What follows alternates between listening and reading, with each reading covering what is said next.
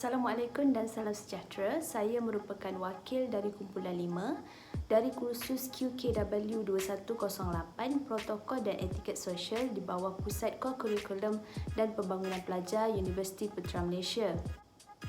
Selamat datang ke siri pembelajaran Kendiri Protokol dan Etiket Sosial di mana kami menyediakan anda sebuah panduan yang komprehensif mengenai protokol dan etiket sosial. Dalam sesi kali ini, kita akan belajar mengenai susun atur meja atau kita panggil sebagai table setting. Okey, apa yang dimaksudkan dengan susun atur meja atau table setting ni? Okey, susun atur meja adalah pengaturan tempat yang merujuk kepada cara kita mengatur meja dengan peralatan makanan seperti pekakas makanan untuk dihidangkan di atas meja makan. Seterusnya, ia juga merupakan susun atur di mana pekakas dan perhiasan juga turut diletakkan bersama. Amalan dalam menentukan susunan pinggan mangkuk yang tepat ni adalah berbeza-beza di antara budaya dan juga masa bersejarah. Okey, sekarang mari kita belajar tentang susun atur meja secara formal. Okey, apa pula susun atur meja secara formal ni dan apa fungsi dia?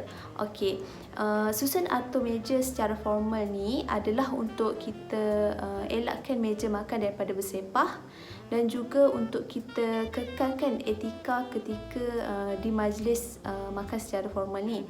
Okey, terdapat beberapa peraturan yang harus kita patuhi di majlis makan formal ni untuk susun atur meja ni. Antaranya adalah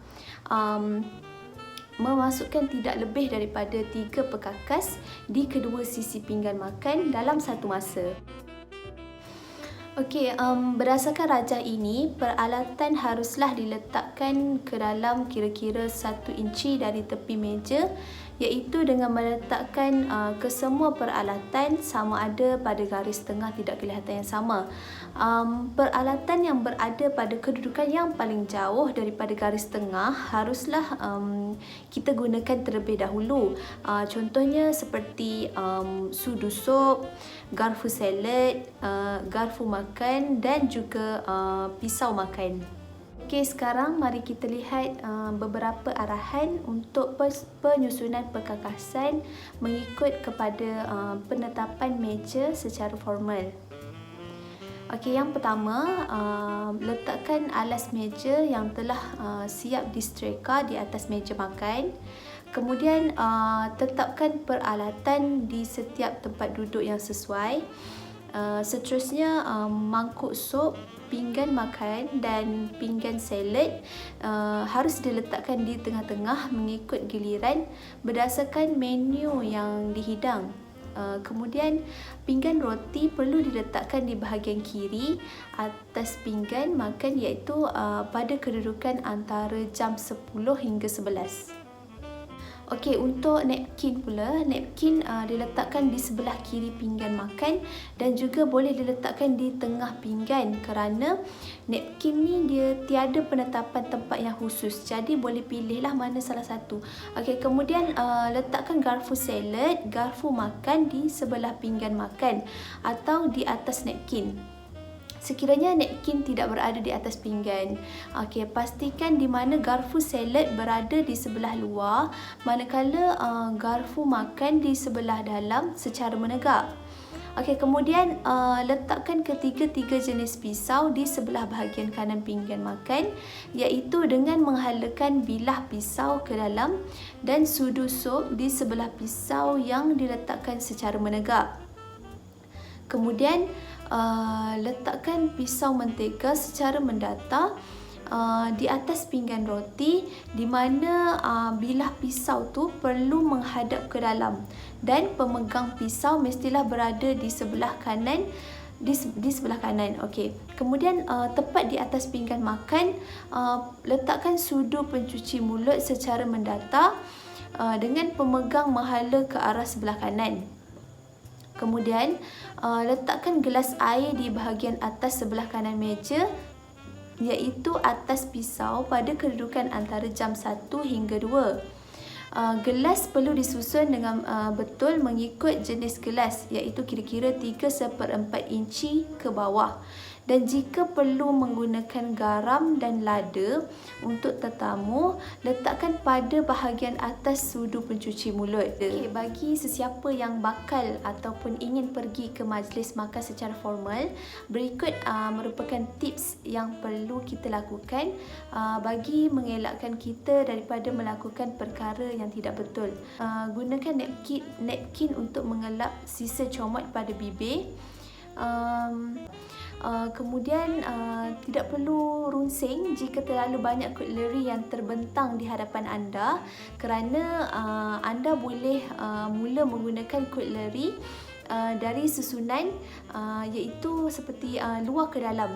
Ingat bahawa setiap cutlery yang telah digunakan tidak boleh diletakkan di atas meja untuk digunakan semula. Seterusnya, nak guna garfu yang mana? Jika masih ragu-ragu untuk pilih garfu ataupun sudu, ingat bahawa ia perlu digunakan dari bahagian luar ke dalam. Kemudian untuk susun atau meja, boleh gunakan tips iaitu BMW, iaitu bread, milk and water. Okey, bermula dari arah kiri ke kanan ataupun tips menggunakan tangan, buat isyarat tunjuk bagi kedua-dua tangan, tetapi biarkan ada ruang. Jika kiri tangan anda ada bentuk seperti huruf B dan diletak di kanan anda ada huruf D, maka B menunjukkan bread dan D untuk drink. Dari segi cara menghidang makanan, pelayan hendaklah menghidangkan makanan dari kiri, dan untuk mengambil pinggan yang sudah selesai dari arah kanan. Napkin diletakkan di atas riba ya, bukan di atas dada ataupun kollar baju anda. Tetapi kalau makanan itu berkuah, maka napkin dibolehkan untuk diletakkan di bahagian dada untuk mengelak daripada kuah tertumpah dan terkena baju.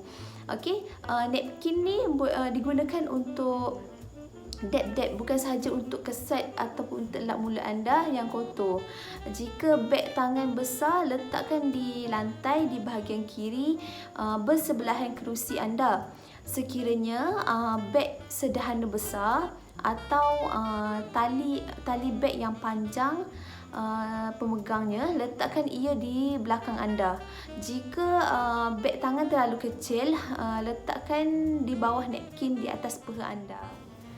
Sekian sahaja untuk sesi kali ini. Semoga bermanfaat untuk semua. Terima kasih kerana menonton dan jangan lupa untuk like dan kongsikan video ini serta berikan komen anda.